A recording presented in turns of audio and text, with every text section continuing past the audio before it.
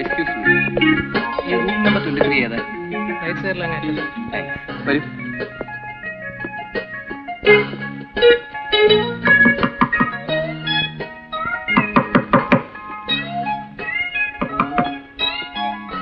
Hello, ഇതാരും മോഹനോ? വരൂ. ഇരിക്കൂ. ഇരിക്കൂ. അല്ല, ഇതാര്? തന്റെ വൈഫോ? വൈഫായില്ല, വിവാഹം കഴിക്കാൻ പോകുന്നതേ ഉള്ളൂ. പേരില്ല താ. ആ ലതേ, ഇതെന്റെ ഒരു പഴയ സുഹൃത്താണ്, മിസ്റ്റർ സതീഷ്. ദുബായിക്കാരനാ. ആ, തനിക്കെന്താണ് ഒരു പ്രയാസം? ഒന്നുമില്ല.